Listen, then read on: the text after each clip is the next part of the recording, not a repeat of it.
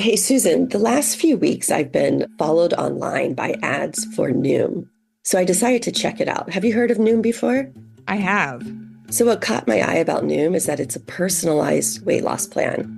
Yeah, most weight loss plans are sort of a one-size-fits-all deal, and that doesn't work when everyone leads such different, crazy, hectic lives. And I know for us, a big challenge of trying to eat right is being on the road a lot and between airports and, me and the hotel breakfast bars. You do love those breakfast bars. Love those.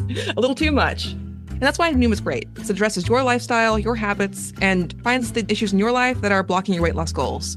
It feels like a personalized weight loss plan to meet everyone's lifestyle. And the best thing about it, it doesn't seem to restrict what you eat and doesn't shame you when you choose to treat yourself. Hello, Manhattans. So if you want to get one of those hotel waffles, you're good to go. Look, you're going to have cravings. There's going to be things you want to eat. With Noom, you can. And Noom helps you lose weight while still enjoying your life. It also looks at your personal psychology. Losing weight starts with the brain, so why not look at your brain to see what would work for you? Stay focused on what's important to you with Noom's psychology and biology-based approach. Sign up for your trial today at Noom.com. And check out Noom's first ever cookbook, The Noom Kitchen, for 100 healthy and delicious recipes to promote better living. Available to buy now wherever books are sold. So don't forget, sign up for your trial today at Noom.com.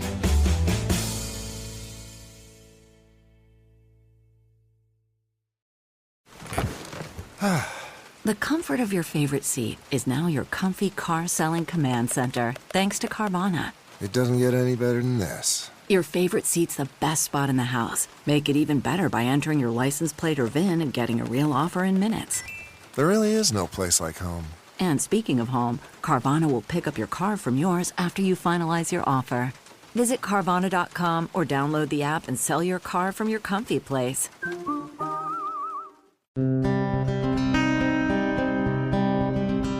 Hello and welcome to this week's Sidebar. We're here to discuss episode 15 of season 2 of Proof.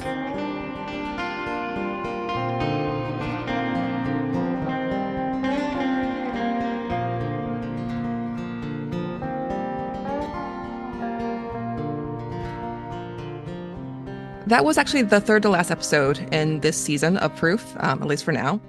We have 2 more episodes coming up, and we had a lot of great listener questions this week, but also I feel like a lot of them will be addressed in the upcoming episodes, so might have to wait on that. A lot of the questions I think will hopefully be answered during the next 2 episodes. And in this week's episode, you heard us talk again to Tim Fisher, and as you heard at the end of the episode, Jacinda and I walked away with very different takes, very different impressions, I guess, of how the interview had gone. Yeah, I walked away feeling, we don't know what he knows, and he wasn't really being forthcoming with what he knows. And it could be he doesn't know anything. And like we've said before, there's a lot of reasons why people don't share information with us or don't want to talk to us, or, some people, as you heard, just hang up the phone on you. Tim is willing to sit down with us, not once, but twice. So if he does know more about the sister's house, even rumors about the sister's house, there could be a lot of reasons why he wouldn't want to share that. And to me, that's the question, is like, why wouldn't he want to share that information? Yeah, I do think he did not know about the Eric Greer tape. I still feel that. His reaction seemed pretty genuine to me. Just, he seemed surprised Eric had done that. Yeah, I don't know that there's reason to think that Tim would have known that Eric sat down and recorded that video unless someone had a copy and gave it to him. When that was recorded, I don't think Tim was even living in Manteca anymore. Don't know if he kept in touch with Eric at that point. So I do think he wasn't aware of the video. One odd part of our interview was that the first time we talked to Tim, he told us, he's like, I left Manteca. When I found out Eric was dead, I was surprised, wasn't even around anymore. I left there. In the second interview, one of us asked him, so is that when you left Manteca? And he denied it. He insisted he had never left Manteca and that it hadn't happened, even though the previous time he himself told us he left. Here's what Tim said during that second interview when we asked him about people who were saying he left town not too long after Renee's body was found. After Renee's death, what did you do in the weeks after? Or I just continued on with my life. Riding my skateboard. Did you stay in Manteca? Oh, yeah. They asked. I'd never leave that town because of anything anybody thought, ever. Some people say you left town. The police were Just asking about you disappeared afterwards. because of all this stuff, and they were told No, that you could ask all my closest friends, and I have a huge group. I stayed right there on the block where the Volk brothers thought they were going to try to jump me and all that other dumb shit. you didn't leave town. Why would I fucking leave town? People told the cops you'd left town and gone to Stockton. Maybe years later for a few months because I was homeless and stayed with a friend. I never left town for nothing. Yeah, I think he was more reacting though to the time frame of when he left. Like he doesn't deny leaving Manteca at some point. It's just when. Well, he says he didn't leave back then, and I mean, we know from the case file that people were saying he'd left back then, even before Jake and Ty were arrested. Yeah, which they weren't arrested right away. So back then, it's like, what does that mean? Are we talking like the week her body was found or like 6 months later? The second interview, he told us he never left Manteca till like years and years later. Mm-hmm. And we know from Jake's interviews before his arrest that he's telling them that his friend Lewis is telling him that Tim left town. Right. It's all like all this sort like Tim left town. Like, did he go on vacation for a few weeks or did he leave town permanently? Did he come back in between that time and when he left to actually go live somewhere? It's hard to piece all that together, especially with someone like Tim and a lot of people in the story who are couch surfing and they don't really have a permanent address. It's hard to track where people are living and when.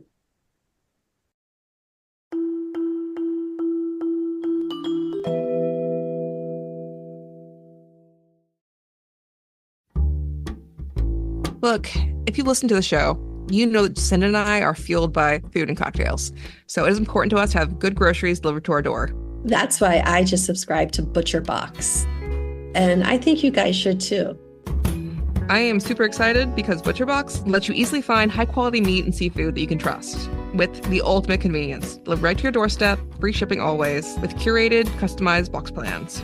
And it's an incredible value. You get a variety of high-quality cuts at an amazing price, exclusive member deals, plus recipe inspiration, guides, tips, and hacks. Look, I'm being honest. I have to go to the store. It might not happen. So having good food delivered to us means that we'll actually have decent meals. Yeah, there's nothing better than coming back from being in the field to open up the freezer. Oh my God, and just it's thinking of that. Right? It's stocked with fresh, high quality meat. What is better than that? Yeah, getting back from travel and not having to be like, you know what I gotta do first thing in the morning? Go to the grocery store? Amazing.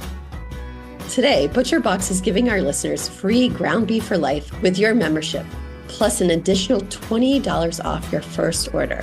Use our link, butcherbox.com/proof, and use code PROOF to get free ground beef for life, plus $20 off your first box. That's butcherbox.com/proof and code PROOF.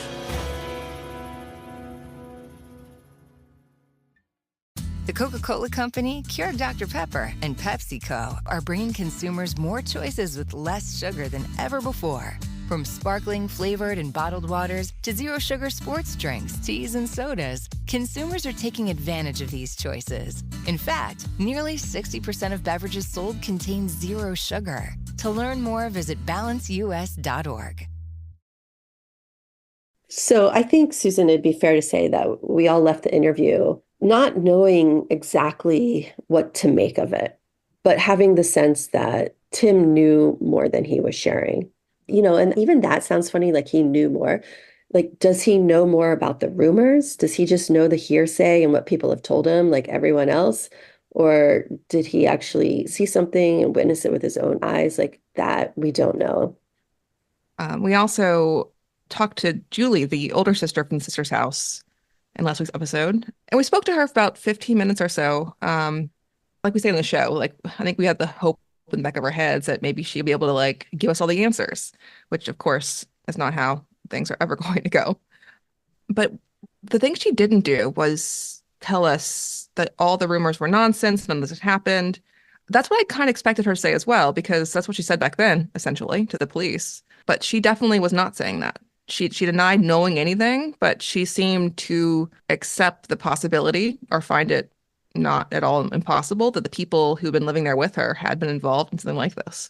Yeah, it felt like if this happened, I don't know anything about it. And like you, I was hoping we'd talk to her and she'd be like, yeah, this is what happened. And yeah, Or even to say none of it happened. Like that would have been yeah. useful too. And of course, a big problem in all of this is that the documentation from the police file just kind of isn't there.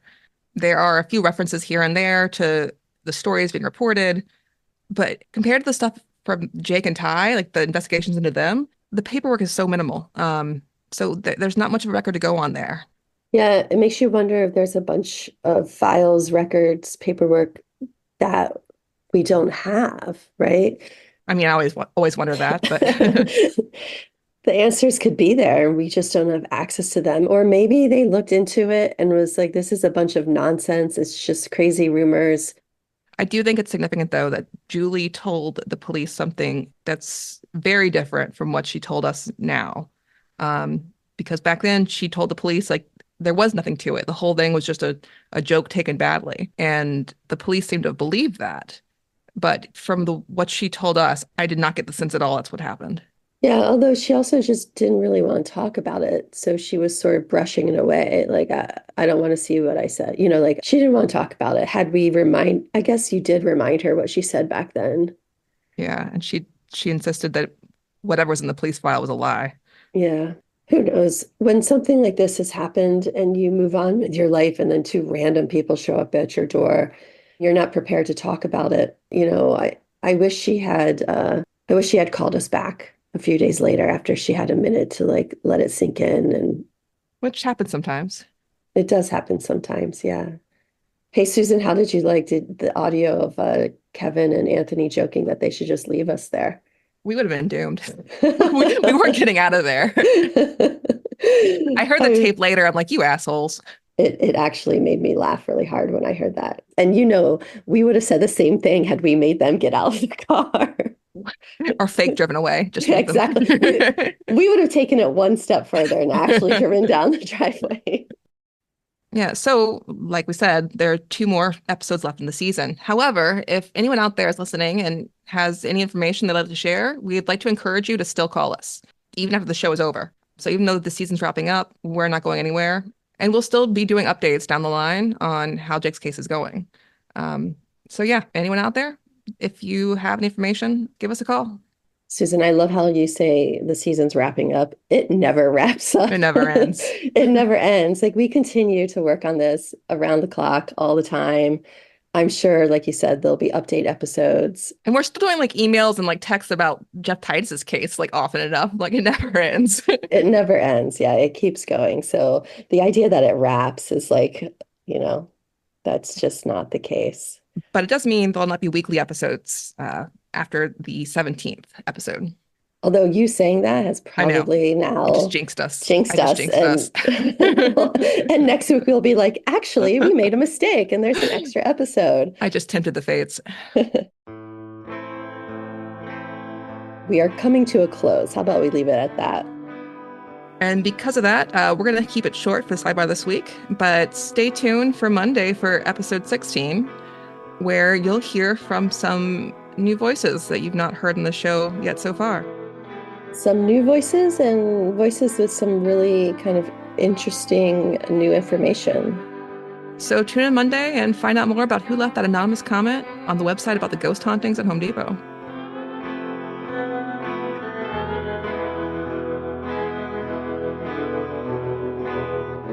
You've been listening to Proof Sidebar, a podcast by Red Marble Media in association with Glassbox Media. Send us your questions and comments at proofcrimepod@gmail.com. Follow us everywhere with the handle @proofcrimepod and on our website, proofcrimepod.com.